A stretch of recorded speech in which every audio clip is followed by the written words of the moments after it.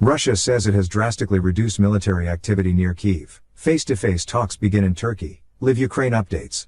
The Russian military said Tuesday that it had drastically reduced its military activity near the Ukraine capital of Kyiv and the northern city of Chernihiv as talks with Ukraine aimed at ending the war enter the practical stage.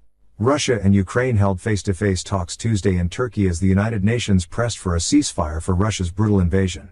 The talks took place in the Turkish presidential office in Istanbul and lasted more than 3 hours, Russia's TASS reported.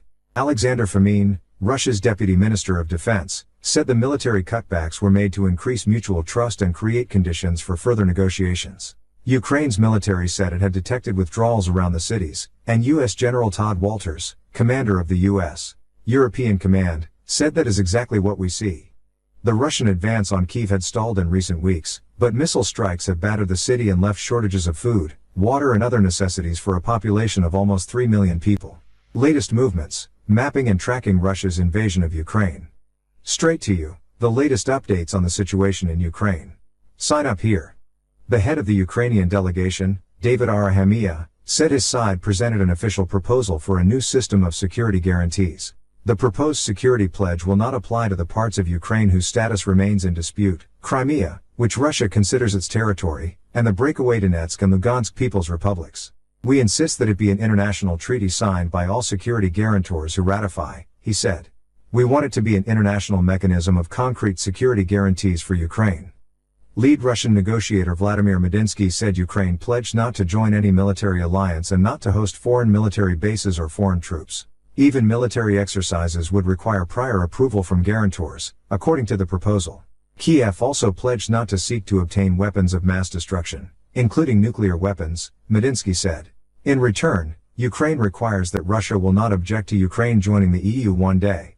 Ukrainian President Volodymyr Zelensky has said his country was prepared to declare its neutrality, as Moscow has demanded, and was open to working out a compromise over the contested eastern region of Donbas over the next 15 years. Latest developments. Russian leaders are not thinking about even about the idea of using nuclear weapons, Kremlin spokesman Dmitry Peskov said.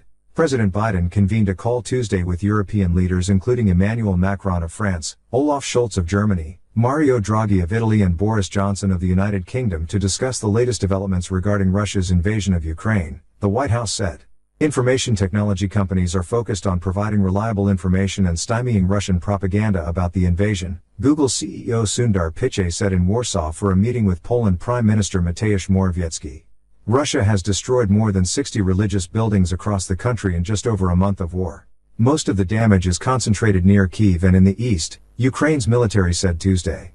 7 people were killed when a Russian missile slammed into a 9-story government building in Mykolaiv, Ukrainian President Volodymyr Zelensky said Tuesday. He said 22 people were wounded. The devastation of Mariupol, satellite images, photos and maps show the extent of the devastation and loss.